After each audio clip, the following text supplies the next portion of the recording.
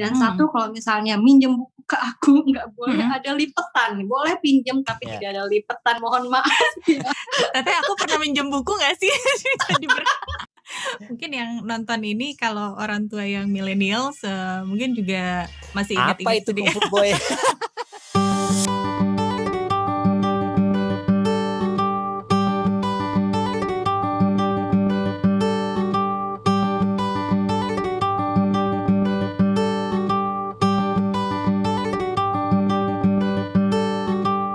Assalamualaikum, halo sahabat Sisi, ketemu lagi bareng saya Nuri dari Children Cafe. Dan ini adalah video kedua dari tema literasi sejak dini ya. Dan saya juga masih ditemani oleh dua orang sahabat saya, ada Mas Wijanarko Dwi Utomo dan juga ada Teh Betty Sanjaya. Assalamualaikum Mas Wiwit, Teh Obet. Waalaikumsalam.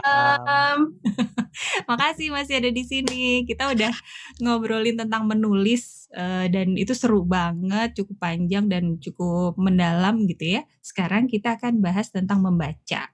Tapi semua orang kan udah tahu ya manfaat membaca. Jadi bukan itu yang mau kita obrolin. Kita akan lebih banyak kulik tentang buku dan favorit-favoritnya Mas Wid dan juga Teh Obet.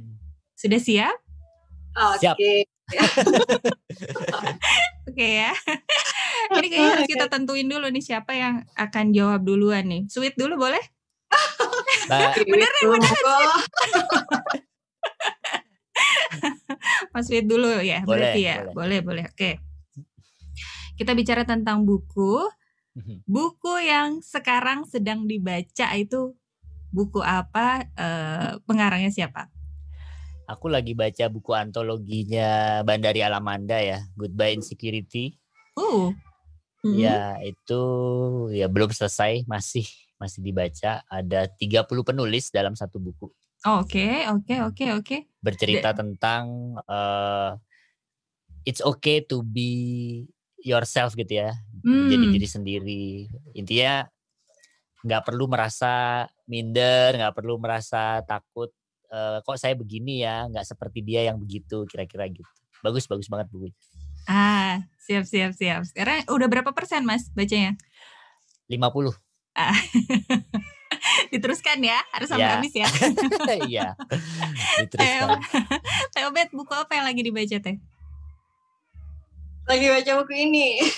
Harry Potter. Sebenarnya belinya udah dari enggak, jadi ini lebih ke apa namanya? Jadi ini adalah kayak semacam screenplay-nya untuk di panggung gitu. Jadi di sini memang lebih banyak akhirnya apa namanya kayak dialog ya Teh ya? Ya, dialog dari ceritanya. Jadi tentang anaknya Harry Potter, Albus Severus yang sudah mulai sekolah lagi di Hogwarts, ya seperti itulah ceritanya. Seru sih. Jadi belajar untuk nulis skrip juga bisa dari sini. Wow, keren. Itu tebel banget kayaknya. Boleh dilihat itu berapa halaman? Teh Betty. Ya, berapa halaman itu? Berapa halaman? Berapa ya ini? Sekitar 327. Wow. Baru ini itu berapanya nggak tahu deh. Kalau aku nggak bisa, Bet. Interupsinya terlalu banyak. Distraksinya banyak ya Mas. Oke, tapi rencananya akan dihabiskan ya Teh Obet ya? Harus, udah beli mahal. Salah satu motivasi meneruskan membaca itu adalah itu mahal ya. Udah beli mahal. Nanti dia melambai-lambai nih. Oke, sekarang aku mau tanya rekor baca buku apa yang paling cepat? Ingat nggak? Siapa nih? Aku. Boleh yang duluan yang paling cepat. Ya. Harry Potter. Harry Potter lagi. Cepat. Maksudnya untuk yang tebal ya, untuk yang tebal itu Harry Potter. Tapi kalau untuk yang tipis-tipis ya biasa langsung habis aja sih. Harry Potter itu dalam waktu berapa hari? Sehari atau? Kalau dari yang seri 1, 2, 3 bisalah sehari 2 hari ya. Yang satu malah cuma sehari. Benar-benar gabut ya sambil rebahan deh, sambil rebahan. Ya itulah makanya matanya rusak. Mas Wiwit, buku apa Mas Aku rekor yang paling cepat? yang paling cepet tuh yang aku inget Edensor ya. Edensornya Andra iya, Hirata iya. itu nggak tahu, mungkin karena buku pertama kan agak butuh beberapa hari gitu ya. Begitu buku kedua tuh kayak udah nemu ritmenya, itu enak banget tuh. Jadi kurang lebih 1 harian lah. Dan udah mungkin pas habis baca buku pertama tuh udah penasaran gitu ya, kelanjutannya seperti apa. Betul. Jadi, udah penasaran, terus imajinasi udah kebentuk kan ininya, dunianya si Laskar Pelangi itu. Dan Edensor kan ceritanya lagi kuliah di Inggris kan. Terus suasana pedesaan Inggrisnya gimana, orang Inggris menyapa dengan love gitu ya, dengan kayak gitu. Itu ini banget nikmat gitu waktu dibaca pertama kali, makanya cepat. Betul. Logat love-nya juga beda ya kalau orang Inggris ya. Betul. Coba Mas diulang lagi boleh? Love. Fajar lebih jago tuh, Fajar. Oh iya. British banget ya, British ya. Oke, sekarang buku apa yang menurut Teh Obet atau Mas Wiwit yang layak sekali untuk difilmkan, tapi sampai sekarang belum dibikin film? Ada nggak? Ini mungkin butuh waktu untuk memikirkan nih. Silakan duluan. Apa Teh? Semua bukunya ini kayaknya Orphan Pamuk. Orphan Pamuk itu menurutku bukunya itu kayak untuk rasa gitu ya, untuk kita emosionalnya tuh agak terlibat, meskipun memang dia agak lambat temponya seperti itu, tapi dia dalam banget gitu. Menurut aku entah itu sudah pernah difilmkan atau tidak, kurang tahu juga. Cuman menurutku buku-bukunya beliau layak untuk difilmkan. Boleh sebutin satu contoh judul bukunya Teh? Red Haired Woman, kemudian yang lagi aku baru mulai baca juga Strangers in Mind ya, Orphan Pamuk. Jadi mungkin nanti bisa di searching juga lah. Tapi memang bukunya agak-agak berat gitu. Jadi kayak semacam banyak kontemplasi di situ kamu. Iya. Jadi kebayang ya, filmnya juga agak-agak noir gitu ya, agak-agak agak lambat gitu ya. Sastra begitulah. Emang tergantung selera ya emang. Mungkin banyak adegan tanpa ini ya, tanpa dialog, tanpa dialog ya. Kebayangnya gitu. Wow, jadi penasaran saya. Mas Wiwit gimana? Udah punya jawaban belum? Terus terang aku nggak menemukan jawaban untuk pertanyaan ini. Karena pertama tidak setiap buku yang aku baca tuh aku inget ya, maksudnya ini judulnya ini, tapi semua ada di lemari gitu. Dan buku mana yang sudah difilmkan sama yang belum juga aku nggak terlalu merhatiin. Jadi aku nggak bisa jawab nih, Nur. Skip ya, kita skip aja ya. Aku skip ya. Tapi aku ganti pertanyaannya buat Mas Wiwit.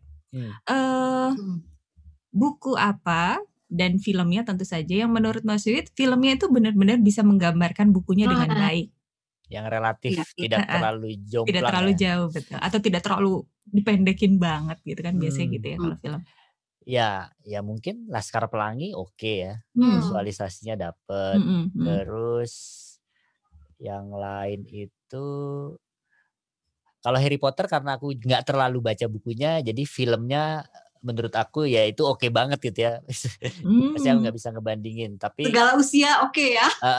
Iya banget. Kalau film ya tadi Laskar Pelangi. Terus yang baru-baru ditonton nih. Aduh aku lupa. Ya itulah yang ini ya, yang pokoknya pas baca bukunya kan pasti udah punya bayangan tertentu. Terus pas lihat filmnya ternyata tidak mengecewakan gitu. Itu ya Laskar Pelangi itu aja. Ya. Laskar Pelangi. Siap. Teh Obet siapa tahu pengen jawab pertanyaan ini juga, kayaknya semangat juga. Pertanyaan dadakan. Ada Teh? Apa? To Kill a Mockingbird kali ya. Itu bagus juga.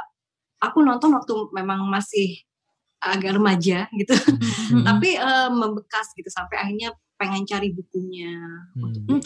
Sama To Kill a Mockingbird itu juga aku nonton filmnya dulu, baru aku baca bukunya. Betul.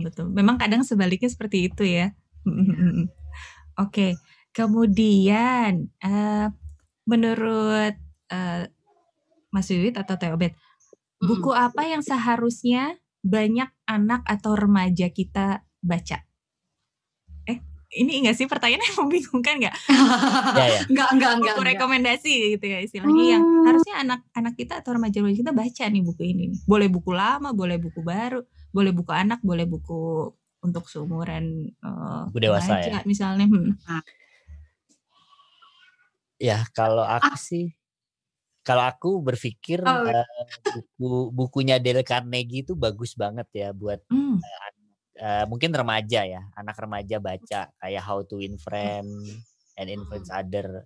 Memang kita di stigmanya kan itu buku untuk bisnis untuk jualan, betul. Untuk ini. Tapi kalau dihayati betul sebenarnya itu ya bagaimana tanda kutip memenangkan pertemanan gitu ya, mempengaruhi orang, menyampaikan ide dan ide itu diterima dan bahkan memahami orang lain. Buku itu ngasih banyak banget. Cuman memang mungkin karena gaya penulisannya kan belum cocok ya untuk ini anak-anak. Mungkin bisa jadi ide untuk seorang penulis mengkonversi gaya penulisannya gitu ya dari itu. Iya betul. Bisa lebih masuk ke ini atau dibikin komik atau dibikin apa gitu ya. Menarik tuh, ide bagus tuh Mas. Bagus. Menurut aku itu. Kalau Obed apa Bet? Mungkin apa ya? Aku nggak tahu apakah ini standar atau enggak. Tapi menurut aku Little Prince itu ngena sih kalau untuk. Terus Eric Carle kalau untuk anak-anak yang masih piye banget ya buku-bukunya Eric Carle itu dia ceritanya juga apa ya, bahasanya sederhana tapi dalam kemudian gambar-gambarnya juga bagus-bagus. Kalau untuk anak-anak yang masih playgroup TK ya Eric Carle.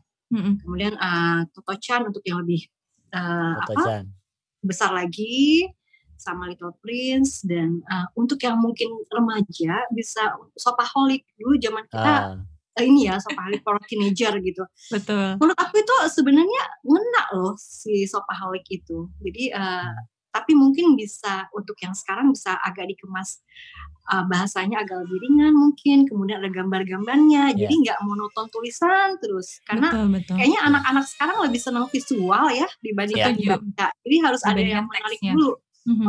Kalau buku kita zaman dulu Shopaholic kan, ya biasa aja depannya. Shopaholic apa namanya? Chicken soup kok Shopaholic? Chicken soup, iya. Chicken soup for teenagers itu kan depannya biasa-biasa aja, jadi lebih kayak ada gambar-gambar visualnya lah yang menarik. Kok ceritanya sih bagus untuk mereka juga. Oh ternyata dunia remaja itu kok agak-agak complicated tapi juga ringan bahasanya. Oke, baik. Sekarang bukan Shopaholic ya, Chicken soup. Iya, for teenage soul gitu ya, for the soul dan sebagainya. Memang ada beberapa series ya. Nah ini pertanyaannya sekarang. Termasuk yang suka minjem buku ke teman atau minjemin buku? Minjem buku dan minjemin buku sih. Iya. Kalau dulu waktu kuliah itu ya minjem ya karena belum punya. Tapi begitu udah kerja, udah punya uang, ada masanya kita tukar-tukaran buku gitu, tukar-tukaran novel, tukar-tukaran apa, lagi baca ini, itu seru banget. Teman kantor ya, zaman waktu di Astra tuh ada satu orang temen yang juga kakak kelas di Unpad ya, yang suka baca novel, terus Wit nih apaan nih, baca dong. Ya udah Mbak, nih bawa aja gitu. Terus aku ada ini nih, kamu mau? Ya udah tukeran. Seperti itu. Jadi itu ada masanya. Tapi sekarang relatif ya karena interaksi dengan teman-teman yang lain kan agak jarang ya, dengan Obed aja udah jarang ketemu. Akhirnya ya kita keep sendiri kan, kita nggak minjemin juga punya sendiri. Gitu. Nah sekarang kalau gitu pertanyaannya ada tambahan. Ada nggak buku yang pernah dipinjam teman sampai sekarang belum dikembaliin? Oh tentu ada. Dan itu bikin kesel banget. Tentu ada. Buku apa Mas? Apa tuh? Kepepet ya. Ini, Power of Kepepet. The Power of Kepepet tuh dipinjam siapa? Aku juga lupa. Boleh disebut namanya enggak? Aku lupa siapa yang minjem. Terus ada beberapa buku ya yang aku tahu itu dipinjam dan belum dikembaliin. Tapi ya udah sih, aku nggak nggak terlalu emosi, nggak terlalu marah juga, ya biar jadi berkat lah. Mungkin yang di sana lebih membutuhkan. Gitu, nggak terlalu ini. Kalau aku ada. Apa tuh Teh? Lanjutan buku ini. Apa tuh? Barat. Nah ini untuk remaja juga bagus sih sebenarnya Barat ini. Jadi tapi agak-agak dark gitu. Imajinasinya bagus banget dia dan ada peta-peta segala. Dan ini bagus bukunya. Jadi ada buku 1, buku 2. Buku keduanya aku nggak nemu ada di mana. Oh. Jadi nggak inget juga siapa yang minjem. Nggak inget juga. Tapi memang sebenarnya dari buku yang aku punya pun udah banyak sekali yang aku kasih ke teman atau ke teman kerja yang biar mereka pun baca. Kayak koleksi Ken Follettku itu terakhir aku kasih ke teman di tempat kerja yang lama nih. Kamu suka baca nggak? Karena lumayan tebal-tebal gitu kan. Aku kasih tapi dengan catatan dibaca. Dan satu, kalau misalnya minjem buku ke aku nggak boleh ada lipetan. Boleh pinjem tapi tidak ada lipetan, mohon maaf ya. Tapi aku pernah minjem buku nggak sih? Aku jadi berpikir ulang. Macam buku kalau dilipat-lipat. Iya. Kecuali Pecinta kalau buku yang ngerti. Diktat ya. Diktat, dilipat. Itu mengganggu ya Bet ya, untuk yang ini banget dengan buku. Betul, kalau apalagi koleksi ya memang sengaja mengumpulkan, wah itu pasti cinta sekali sama bukunya.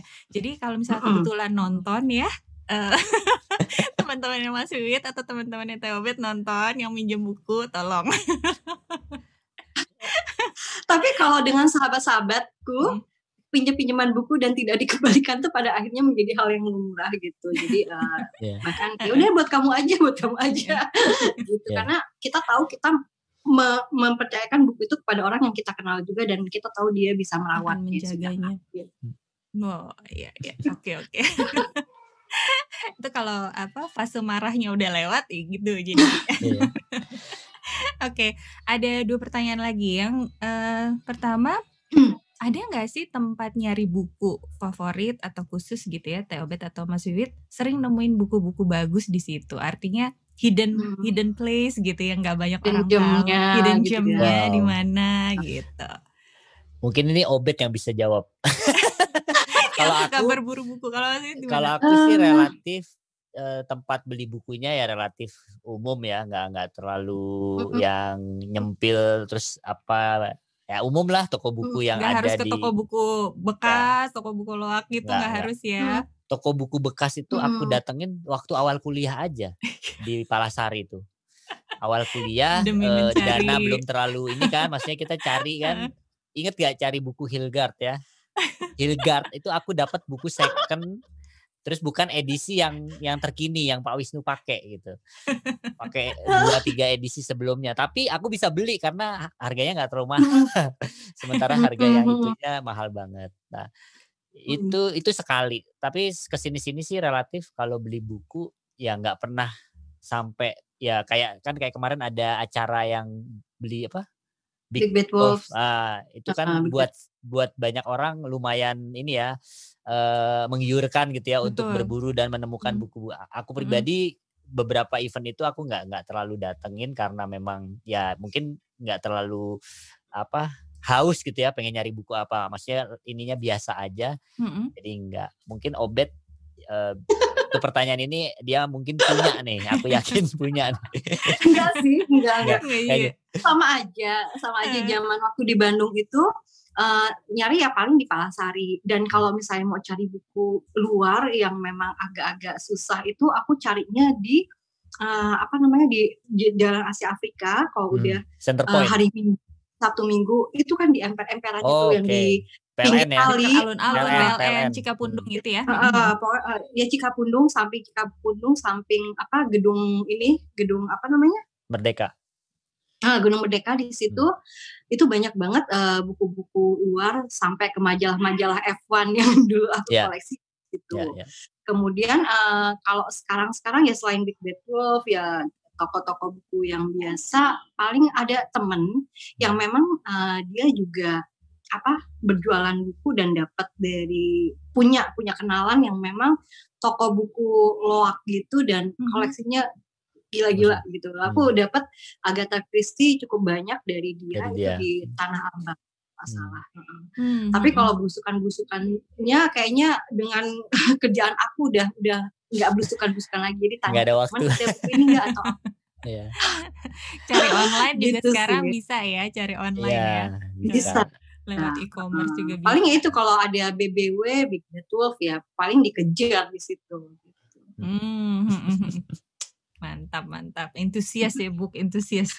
Oke, sekarang pertanyaan terakhir adalah buku apa yang ingin dihadiahkan untuk ulang tahun anak? Kalau Theobald mungkin untuk ulang tahun keponakan atau siapapun yang masih kecil gitu ya. Oke. Iya. Siapa dulu nih? Aku apa Wiwit? Ini pertanyaannya susah loh buat aku. Kenapa? Karena anak-anakku ini memang belum terlihat suka baca ya. Jadi kemarin aku sempat ajak Devan untuk bedah satu buku gitu. Dev, baca ini dong, nanti ceritain ke ayah. Itu sampai hari ini nggak bedah-bedah tuh bukunya tuh. Udah berapa lama? Jadi dadah gitu ya. Udah hampir setahun dari awal pandemik kok. Dari awal pandemik aku bilang yuk coba dong, ini ada buku bagus menurut ayah, karena ada time management, ada goal setting untuk remaja juga gitu ya. Bagaimana mengelola waktu.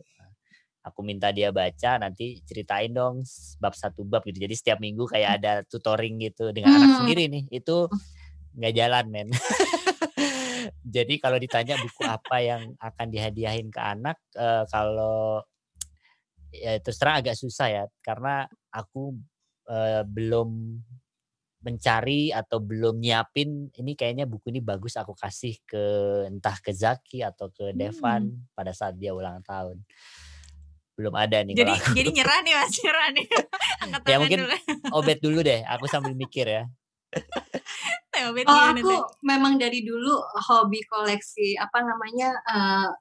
buku box set ya, buku box set gitu yang memang dari dulu udah aku dikit-dikit lah kalau dari zaman aku masih kerja di Bandung, ada buku terbitan misalnya Mizan atau apa seri Nabi gitu. Jadi lebih kalau untuk ngasih ke keponakan yang seperti itu dan memang itu rutin sih. Jadi kalau mereka ulang tahun aku lebih senang kasih buku sampai sekarang. Tapi kalau untuk nanti ngomongin anak yang entah kapan amin segera amin. Amin gitu ya. Yang mungkin ketika ada anak aku akan berikan ini. Pokoknya Harry Potter yang tidak akan aku lepas. Harry Potter dan Agatha Christie itu untuk mereka, meskipun itu bukan bacaan anak-anak, tapi itu tidak akan aku lepas. Jadi untuk untuk warisan lah, legasinya ke mereka. Dua seri ini. Jadi serinya Harry Potter itu kan bisa untuk anak-anak gitu ya, remaja gitu, sama buku Agatha Christie. Alasannya? Karena emaknya suka aja gitu. Alasannya karena emaknya suka gitu. Tapi kalau untuk yang yang tadi buku-buku untuk remaja, untuk pendidikan, untuk mereka berkembang, itu memang udah otomatis setiap tahun aku kasih ke mereka untuk untuk hadiah ulang tahun gitu. Jadi mereka kecil itu buku-buku yang big book, buku yang tebal-tebal covernya gitu, hardcover, gambar-gambar, itu pasti aku kasih ke mereka. Nah, aku udah punya jawaban nih. Jadi aku ingat dulu waktu kecil aku pernah dibeliin satu buku dongeng Hans Christian Andersen. Itu sampai hari ini aku masih berkesan banget tuh dengan buku itu. Bukunya besar, lumayan tebal, tulisannya besar-besar dan ada ilustrasi ya, meskipun nggak bergambar semua. Nah, aku mau kasih buku itu ke entah Devan atau Zaki. Kalau yang aku lihat anakku yang rada suka bertutur membaca tuh Zaki, yang aku lihat ya udah mulai dia banyak lah kritis lah, suka nanya entah soal-soal sosial gitu ya, soal-soal matematika. Bahkan dia juga suka tiba-tiba menceritakan gitu tentang satu fragmen lah ya. Ceritanya gini seperti itu. Jadi seri dongeng dunia, seri dongeng tentang Nabi itu udah pasti aku kasih ke mereka dan memang sudah dari dulu. Betul. Dari dulu dari dulu awal bekerja pasti udah mulai nabung box set itu. Yang Benar. ketika mereka usia berapa, ini udah cocok belum saya kasih, udah cocok belum kasih, aku keluarin. Jadi ada stoknya nih, kapan mereka umur berapa nih keluarin. Keren. Ini Onti Obet nih keponakannya seneng banget pasti. Saya daftar dong. Termasuk jadi ponakan, termasuk mainan sebenarnya. Mainan juga. Ini usia berapa boleh. Iya. Jadi dulu uang gajiku habis buat begituan. Beli buku dan mainan buat mereka. Keren. Mantap. Anyway, keponakan ada berapa Bet sekarang? 4. Wow. Paling besar? Paling besar udah mau SMP. Jadi dia udah mulai nanya-nanya. Kayak kemarin kan ke Bandung kita sebelum Lebaran, sebelum puasa kita ke Bandung, dan aku ngambil buku-buku di sana sekitar 2 kontainer. Dia udah mulai pilih-pilih, "Anti, ini yang buat aku ya, buat aku dibawa sama dia satu kresek." Gitu. Kalau yang memang yang kelihatan sangat hobi membaca itu yang kedua. Ponakan aku yang nomor 2 itu selalu dia minta buku juga. Memang kelihatan ternyata dari kecil itu ya, kalau misalnya kita fasilitasi dengan banyak buku gitu, tumbuh juga minat membacanya juga.